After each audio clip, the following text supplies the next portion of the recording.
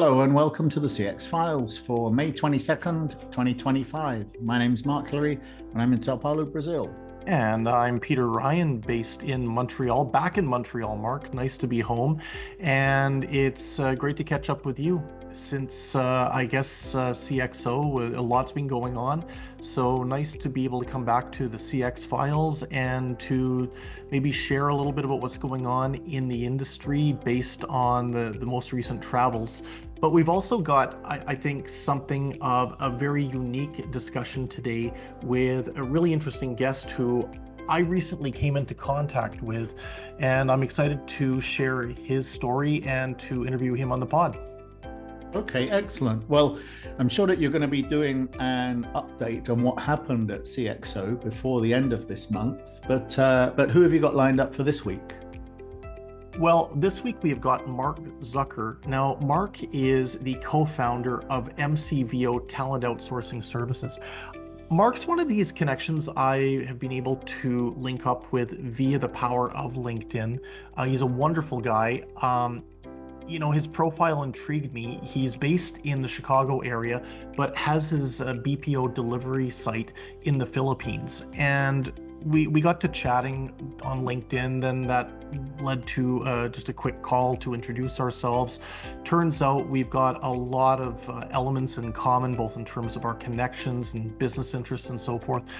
Mark got a really intriguing story in terms of how his organization came about, how it came into play. I'm not going to let the cat out of the bag because I think the interview you'll find will be quite fascinating, but how he came into BPO and to CX, the manner in which he fell into our space is really quite intriguing. So I thought that it would be worthwhile bringing him on the pod to talk a little bit about it. All I'll say prior to the interview is, it's like our pal Jim Farnsworth has always said, nobody intends to get into BPO, they fall into it, but once they get into it, they don't want to leave. Yeah, absolutely. And of course, we've heard so many stories here of agents that were just working part-time and ended up as the CEO of the business or founding their own business. So, there's some great stories from inside the industry. Yeah, no, there are some tremendous stories, and I think Mark's is one of them. The fact is that a lot of people associate this space with the big mega players, the global organizations, but the entrepreneurial stories that you hear, whether it's somebody who's come up as an agent and founded their own BPO, and we've had individuals like that on, or people that have found a way of segging into the BPO space via another sector or via another industry is also quite fascinating. And Mark certainly, I think, brings that element to the table. I'm really excited about this. You'll also, I think, get a sense that the positivity and the energy that Mark brings to the table is infectious. And that's one of the reasons I enjoy talking to him so much. All right, well, let's go straight to this interview this week, and I look forward to the CXO update next week. Stay tuned.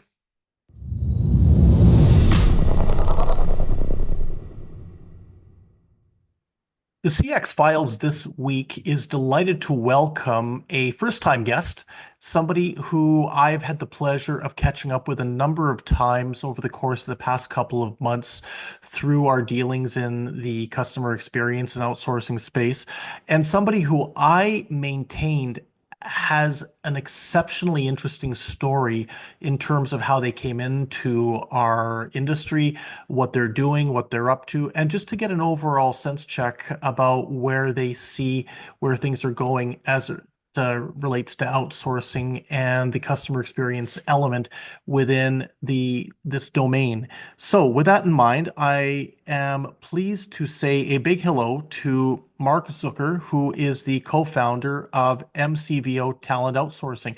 Mark, great to talk to you. Where are you joining us from today? I'm based in Chicago. One of my favorite cities.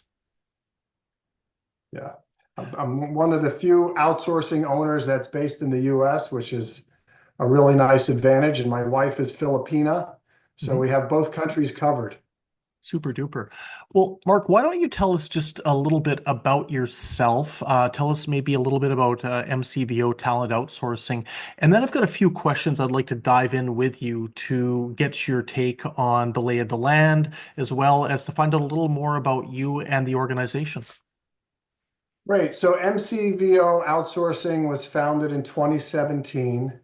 We specialize in helping small businesses, primarily in North America. We're probably 90% US, 5 to 7% Canada, the rest UK and Australia. And because my business partner and I, who's also my wife, came out of small business, our niche is small business. That's really good to know. And as you talk a little bit about this element, how you came into the BPO space, what I thought was really interesting the first time you and I caught up was as you described to me that your background is not in outsourcing. And I have a great friend who said to me one time, nobody graduates university or goes into the workforce expecting they're going to get into BPO, but somehow they fall into it. How did you and your business partner slash wife fall into the outsourcing space? I couldn't agree more. Nobody graduates from college majoring in outsourcing. Not yet, So, not yet. right. So I've been an entrepreneur my whole life. 30 years ago, I started a wedding album manufacturing company in Chicago, which I sold a year ago. So we had a 29-year run. The first 15 years, we had tremendous growth, 25% year over year. And then at our midway through our lifespan, our industry got disrupted by technology. And suddenly we went from growth to flat to organic declines every year. And it was a little daunting. And I'll never forget, we had a meeting, a management meeting in 2010. And I said to my COO, who's now my wife and business partner, I said, we're never going to be able to raise prices again. We're never going to be able to grow this business. We've got a couple of years of runway and then we're in big trouble. And she said to me, I have an idea. She says, I'm from the Philippines. And I said, that's great, but how is that going to help us?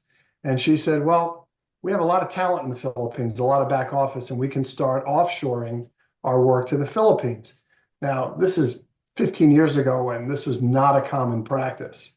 So we started with a small team of graphic designers, which were designing our wedding albums. We did a 1-year trial. It saved us 120,000 US. And from that point forward, it was what else can we move? And through attrition and other transitions, we moved 80% of our back office to the Philippines within a 4-year period. It saved our business. Competitors were going under every year. We were the last man standing. We were joking that was our business plan.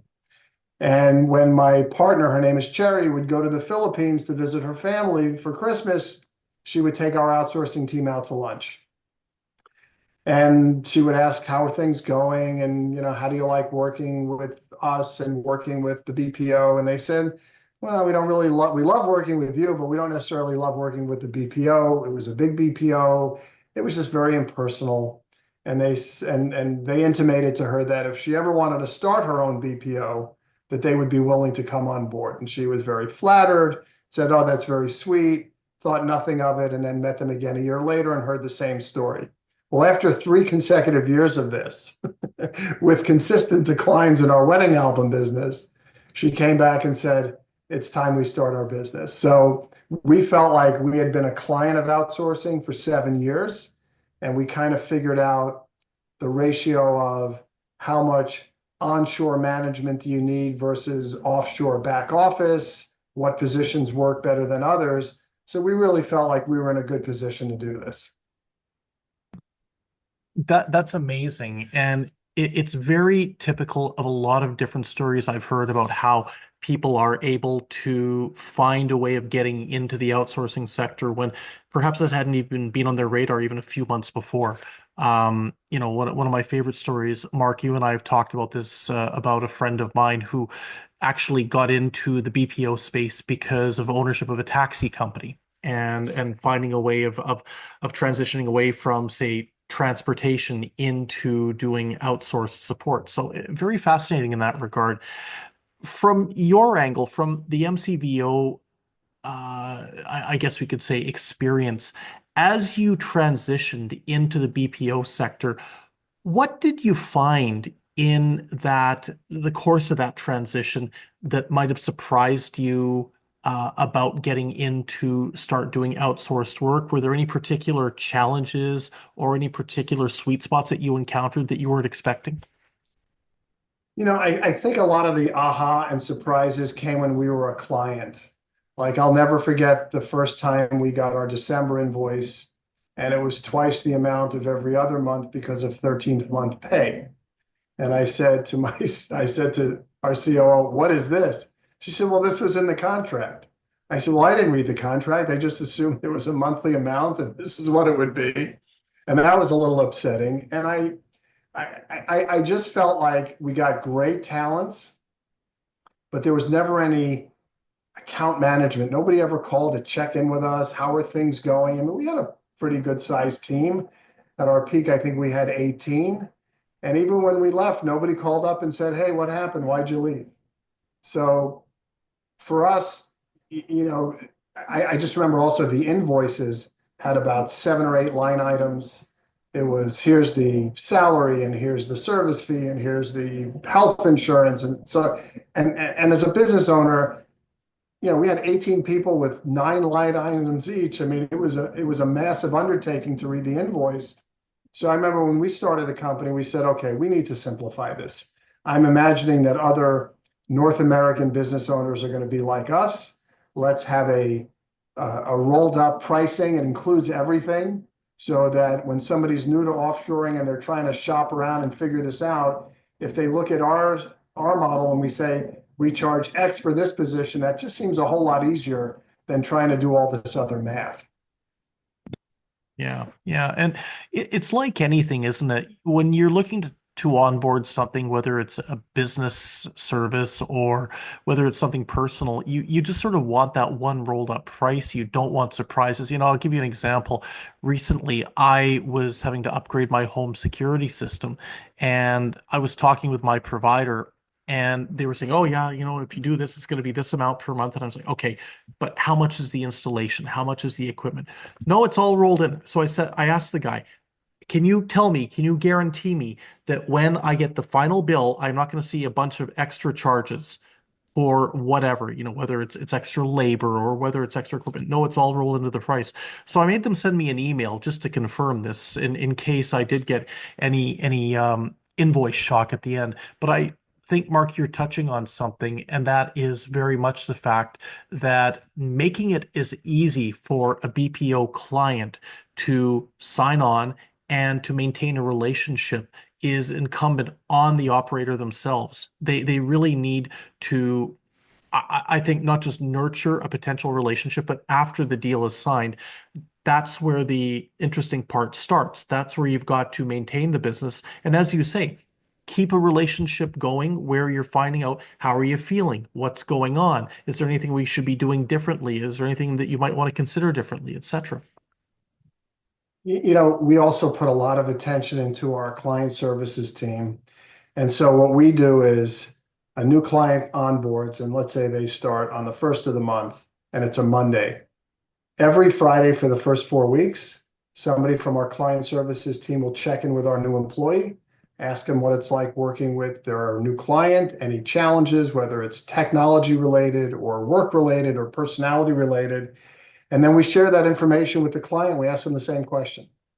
And we're really trying to manage both sides here because it's equally important that our employees supporting them and the client are both happy working with each other. I mean, we're essentially a dating service. So we repeat that process for the first 4 weeks every Friday, because if we did make a bad hire, which does occasionally happen, we want to make sure we find out early on so that the client's not spending months and months training. And we found that to be a really good formula for long-term retention and also for building trust. It just demonstrates to our clients, beyond talking to me on a discovery call, that we really care and we want this to work, and we're equally vested. It's interesting how you describe this because I think what you're what you're talking about, what you're outlining, should be table stakes for every outsourcer that is in the market currently. Sadly, I don't think it is though. It's almost like with a lot of operators I hear about, no matter where they might be in the world, they're just desperate to try and sign deals. They're desperate to try and onboard clients. They throw as much spaghetti against the wall and see what sticks. And the reality is that the enterprises, and we know this from the research we're doing, they want a partnership. They want the outsourcing operator to be literally an extension of their own operations. They want the outsourcer to almost be at arm's length and to develop that longer term relationship. Because, Mark, look, you know as well as I do, it's going to cost an enterprise a heck of a lot more money to be churning outsourcing providers every couple of years than to maintain a long relationship with one that's going to be built on trust and that is quite frankly probably going to become deeper and deeper in terms of the functionality provided over the years too. I agree with you that this should be customer support 101, but not only for outsourcing, but for any business. I can tell you from my manufacturing company, in the 29 years I owned it, and I had some vendors from day one, I had one vendor that I can think of that checked in with me on a regular basis to ask how things were going, any new products coming we can help with, and to always thank me for my business. And this was a pretty substantial vendor. I never understood how nobody ever picked up the phone other than maybe sending a basket of cookies at Christmas to say, hey, we really appreciate your business. I mean, you have an existing relationship. It's always easier to upsell a current client than it is to bring in a new client. No, you're spot on. I agree with you completely. And I'd like to switch gears a bit, Mark, and talk a little bit about the Philippines. Now, this is one of my favorite countries in the world to visit, and I'm lucky in my role I get to travel to the Philippines pretty regularly. From your angle as the co-owner of an outsourcing operation, how would you describe the Philippines as a destination for BPO delivery? What I love about it is, for one, Filipino culture. You know, I joke with my wife and our staff that Filipino culture is just superior to American culture. It's built on respect. And it's, if you're the younger sibling, your elder sibling has the same respect as your grandparents and your parents. And that carries over in the workplace to their clients. You know, oftentimes they're intimidated. I hired an executive assistant 2.5 years ago who was fairly junior. It took her a few months until she was comfortable speaking up and reminding me that there were emails that I didn't respond to, or I forgot to press send on a draft, because in their culture, it's disrespectful if you call out somebody that, you know, is an elder or a client. So their culture is amazing. Their English is great, you know, the education system, and they're also very service oriented. I mean, Filipinos, here in Chicago, I would say like a vast percentage of all the nurses in any major hospital, they're Filipino. They're just very nurturing. Yeah. So I think that really carries over from a support role, whether the role is support or doing something that's non-support. They really seem to care. I would agree, and we've witnessed the same thing here in Canada. There's a tremendous number of healthcare workers who probably trained or are originally from the Philippines, and they do just a magnificent job. You know, when we're talking about the outsourcing space, I've been in it 2.5 decades, and I shudder every time I actually say that because it just doesn't feel like it feels like it's flown by.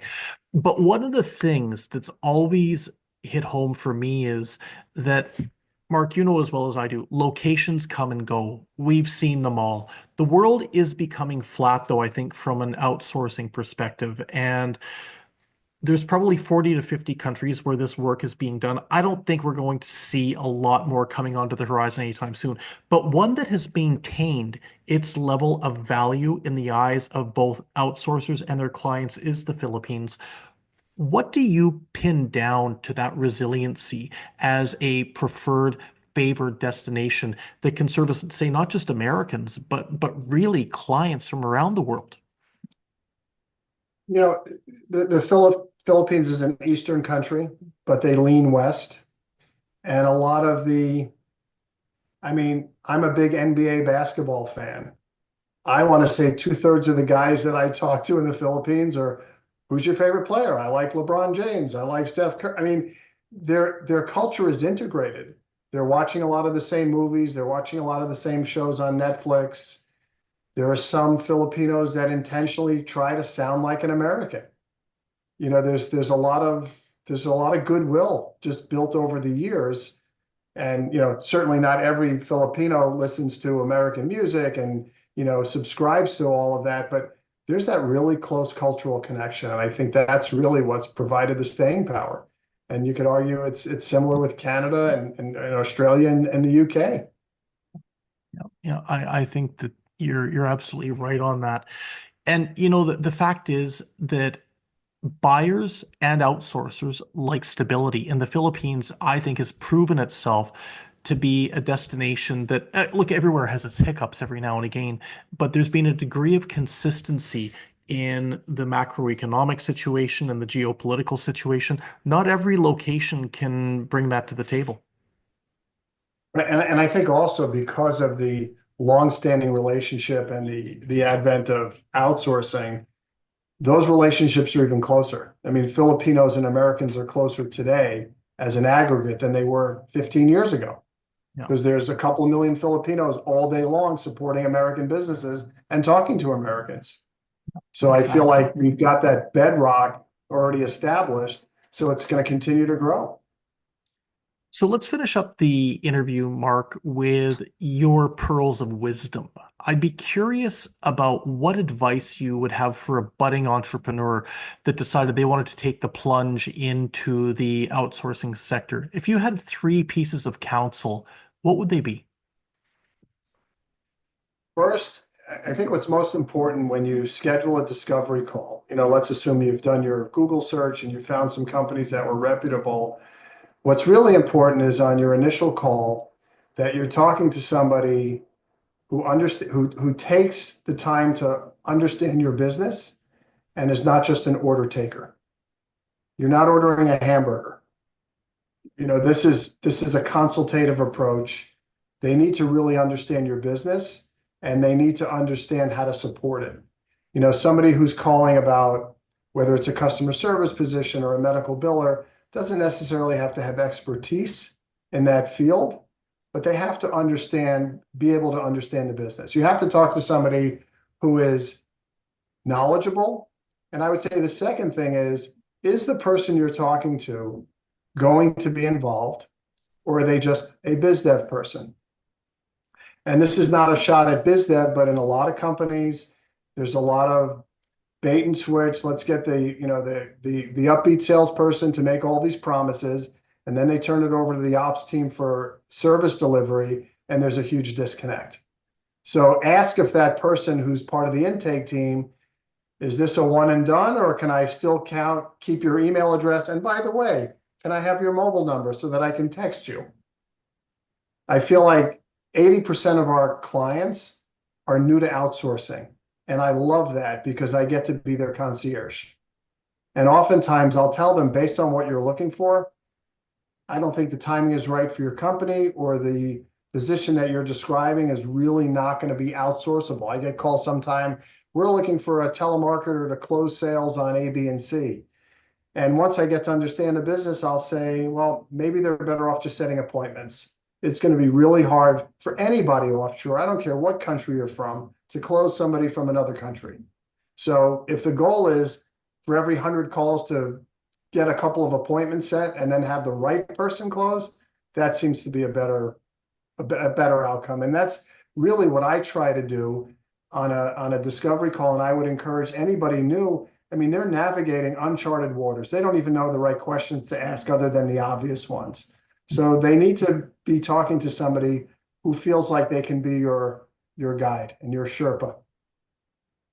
Well, on that note, and I think this is the first time anybody has used the word Sherpa on the CX files, Mark. So congratulations. I love it. That's one of my favorite words, actually. I wanted to say a big thank you for sharing your story in the outsourcing space, sharing your wisdom as well, and just hearing a little bit about your take on what's going on in the Philippines, which I think we can all agree is one of the premier markets around the world. So, Mark, it has been great catching up. thanks for your time, and we look forward to having you back on the CX Files again soon. Appreciate the opportunity. Thank you, Peter.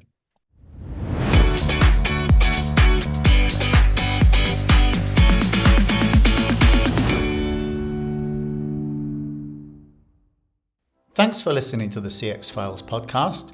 We really appreciate your feedback and suggestions. You can reach myself, Mark Hillary, or Peter Ryan via LinkedIn. Please also leave a rating or review on your favourite podcast provider, as that helps more people to find us. As always, we'd like to thank Chris Haig at Traction Media for the CX Files graphics. See you next week.